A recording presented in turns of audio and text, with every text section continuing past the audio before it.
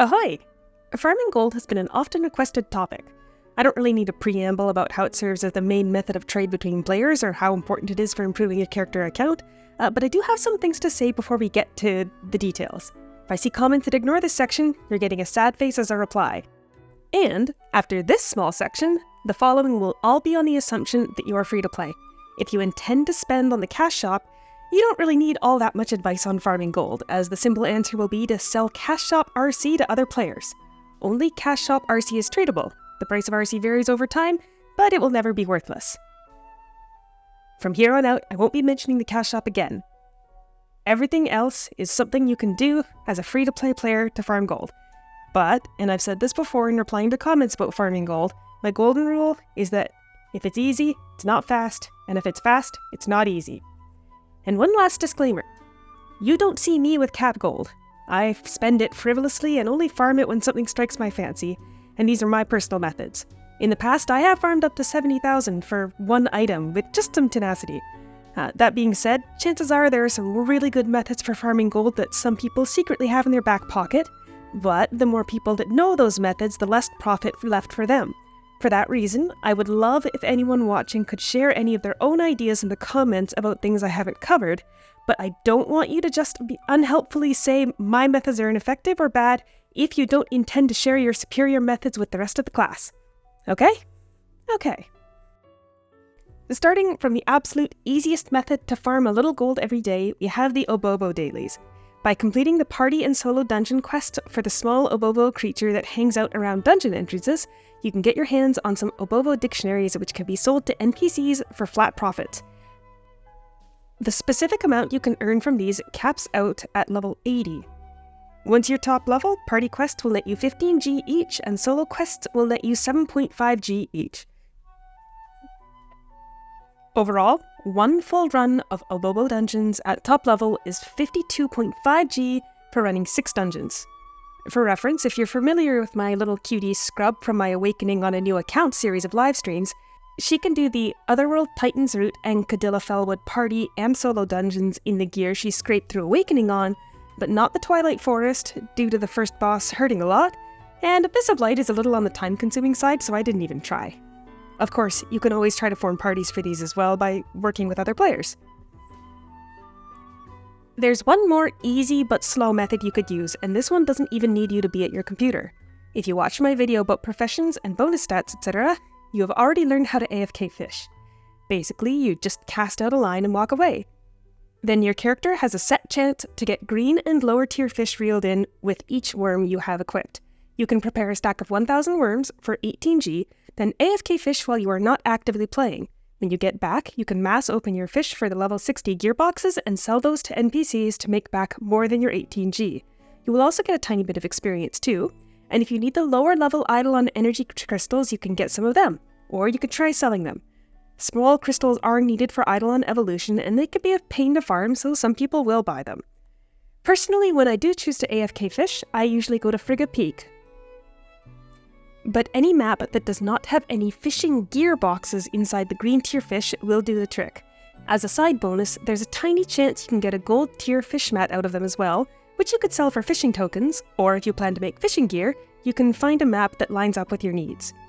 Using this method, I set up my little cutie here to fish with 1,000 bait overnight at a cost of 18G, and after selling all of the contents, got up to 61G for a total profit of 43G, while not even at my computer. Your mileage will vary though. Make sure you open the gearboxes before you sell them for the most margin on this. Truthfully, this is a hard to recommend method in terms of making real profit, but it is a method, and because you don't need to be actively playing for it to work, nor do you need any fancy fishing gear or skill levels, it's accessible to anyone. Easy and guaranteed, but low income. The next on my list is just dungeons. If you're working on leveling up, you've probably already noticed that quests are much more efficient for your time than dungeons, unless you're popping every experience card. But on the flip side, quests won't net you much gold even at endgame. So if you want experience and gold at the same time, it's dungeon time. Ruling out any rare drops or valuable recipes, you have 2 things to focus on if you want to make G in dungeons, and both of them mean you need to run, not leech. First, certain mobs will drop a little silver, and all bosses will drop some. In higher dungeons, this can be 500 silver or more per boss. Even if you're in a Roar carry leech run, they're not going to roll all the mobs for you, so you will be missing out. And second, the drops you get add up. Again, you need to run to hit mobs, so leeching even with a Roar is not going to net the same income. After you finish your run, head to NPC shops and open the boxes to sell the contents individually. Truthfully, right up until recently, I was under the impression that the unopened boxes sold for the average value of what you could get inside. But it was during a recent livestream that one of my viewers pointed out that's actually not true, and you get quite a bit more by opening. The amount you can make from running dungeons is really variable. Of course, your level, the dungeons you do, and how fast you can make it through have a strong impact on the income. We did a nice run to test, a little over an hour, with no drop turns. My ultimate profit from this run was 149G. For reference, this was 25 dungeons from S10 to S15, with only a Gaia sprite as a buff for drops. That puts it at about 6G per dungeon run. If you use a day charm to get extra drops on every boss, you will make significantly more. I highly recommend running dungeons when you have those day charms. But again, remember, you need to hit the bosses to make the most of those.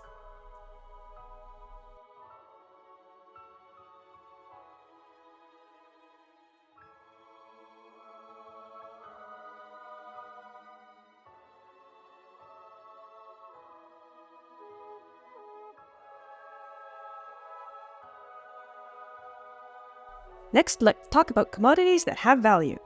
I've mentioned it before, but the specific price of items isn't set in stone, so I will not be naming any prices, but below is a list of goods that are basically always in demand to a certain extent.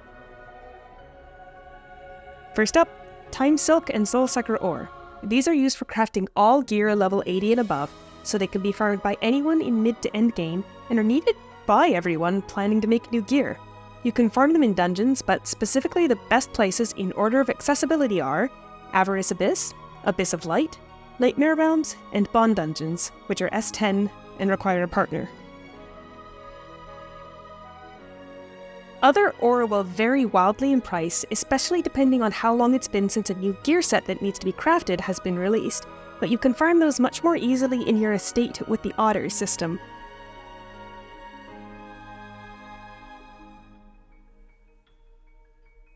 Next up, Eidolon Energy. In order to 4-star Eidolons, players will need to level up Eidolons to 80, and in order to do that, they need Eidolon food. You can farm this by running your daily Gaia temples. You will probably be running daily if you're trying to max out your DP for the month anyway, but especially don't miss running Gaia if you have a drop charm on. Secret Stone Energy. You'll get tons of this stuff, especially if you run the Otherworld field dungeons, but you'll need tons of it, as you have 7 secret stones per character. These might not sell for much, but you can actually build them up very quickly, so don't write it off entirely. And finally, Eidolon Wishes. There are some items that are particularly annoying to farm for Eidolon Wishes. For example, Pure Crystallized Magic. Because the unicorns have an annoying quest item in their drop table, buffing your drop rate even to the point that they guarantee a drop every time you kill one barely makes farming them bearable. As a result, if you find someone who needs them, they can be quite valuable. The same goes for various other wish items that can be a pain to track down. But I would recommend finding somebody that's willing to pay you for the service of farming them before you start farming them. The next method I want to talk about requires a bit more upfront investment and a little more work on your part. Crafting food and drinks. I think the market may be a little saturated, but your staples are going to be detail damage, triple strike, move speed, and experience boosting items, and you'll have to manually craft them to get the top quality item in order to sell. You can see in the Discord that there are players that take orders. Just make sure you price your products appropriately. If you're not high enough level to get the top level double craft every single time, your production costs are going to be quite high. You have to both purchase the base level food item from the NPCs, as well as pay the crafting fee, which can get pricey, especially if you're planning to make a stack before you start selling. Next up, I have some specific items that at present time are quite valuable. First off, the easier of the 2 farmable gears, Holy Spirits. By joining the Divine Trial PvP mode, you can get spars that allow you to trade for Holy Spirit boxes. They're a pain to farm, but at the very least you're basically guaranteed at least one spar each time you join in, and you don't need gear to play either. The boxes you get from the Divine Trial Exchange store allow you to select the spirit you want, so no RNG here, just a long grind. As I said, I'm not going to make any claims about exactly what you can sell them for, but you should be able to negotiate a price equivalent to how much the buyer doesn't want to have to do that grind. Now, the absolute bane of my existence, Bond Trophies. This is gated to level S10 and above players, and you absolutely require another player in order to run these dungeons. But each Bond dungeon has a set of trophies that are very rare and very valuable. This does rely a lot on RNG, and maybe you'll end up like me, where the person you run with gets 7 in a row, when I only got 1! What is up with that? Now, the real draw of these is that they have a set bonus, unlike all other trophies in the game, so chances are you will want to sell them as a set, meaning with the RNG here, this is the if it's fast, it's not easy kind of tip. And finally, S25 boxes for weapons. At time of video, these are the top level of gold weapon available. That means they're the ideal choice for Awakening Holy Chest, meaning even the worst possible result, a 100% damage with the off element, has some value. As for some more things that are a lot less rare, gear enchantments. Typically higher level enchantments are more valuable, and you'll want to watch out for the ones that have damage, dual drive, or move speed. And if you can get a coveted move speed dual drive card, then you're really in business. Watch out for level S1 accessory enchantments though, because Agni is really usable way into late game. S1 accessory enchantments specifically can be in demand as well. Anyway, in general, the higher end weapon enchantments will drop in the endgame 4 boss dungeons, the Demon King instances. But in a recent patch, the HST entrance requirements were adjusted. You can now join in HST without running the other Sky Tower instances to get the invitation. That's where you can get some of the best high-end enchantments. You can get basic enchantments in normal dungeons as well, but their drop rate is also quite low. And one final note before I get to the final method. After you have a bunch of G, as with any MMO, you can start monitoring the prices of goods and get your toes wet in the world of investment buying. Basically, by being aware of the value of goods, you can take advantage of others that sell for lower prices by buying them up, then reselling at market value to make the difference in profit. Personally, I don't use this method. I don't watch the market that closely, plus you need to have G in the first place, and as I said at the start, I prefer to spend my G on silly things for myself, thanks. But this is how many of the players who have the most wealth make it. As with any sort of a market-based investment, sometimes you can read the trends wrong and end up with an item that drops in value. Then you're out the full value if you don't sell, and your losses are finalized if you do. If you're interested in this kind of thing, make sure to watch the trade chat in-game, keep your eye on the Discord, and your eyes on the auction house to follow prices for items. But we do have the advantage also of being behind the Taiwan server, meaning that if you can keep your ear to the ground about future patch content, you might be able to make use of that information to predict which items will be more valuable. Now, the final frontier. Paragon. By using the free RC you can earn in-game, that being from the weekly LP store, and monthly Dragon Point accumulation, you can roll the tables and obtain goods to sell. Everything has a value, but how much that is will vary a lot. The most obvious goods would be the Eidolon Lucky Packs, which most people call eggs due to their icon shape. New Eidolons will of course be worth more, but eggs are a safe bet to have some value if they are for an Eidolon that doesn't spawn in a dungeon. As for whether to hold on and sell after the Paragon ends or sell right away, you're going to have to decide.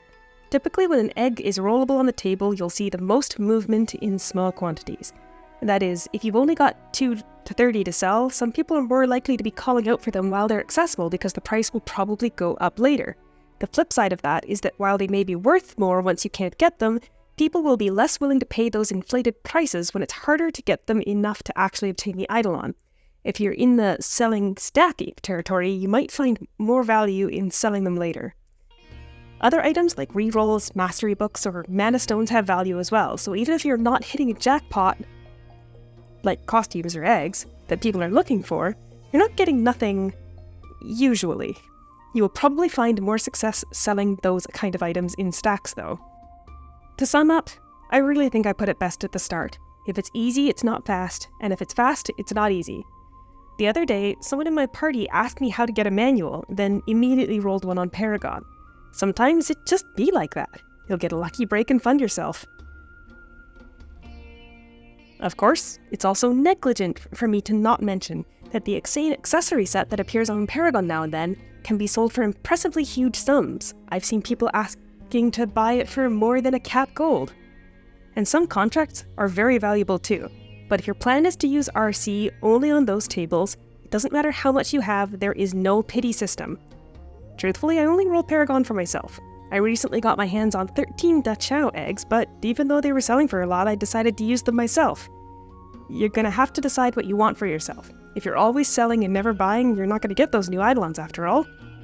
And for reference, I got 0 fragments and 13 eggs. Anyway, that's what I have to say about the topic of gold. I have my fingers crossed for you that you get all those lucky breaks on your bond dungeons that I have been getting, and in Divine Trial and Paragon too. But remember, if you get a sad face as a reply on a comment, it means you didn't listen to me and you need to watch the video again. Thanks for watching.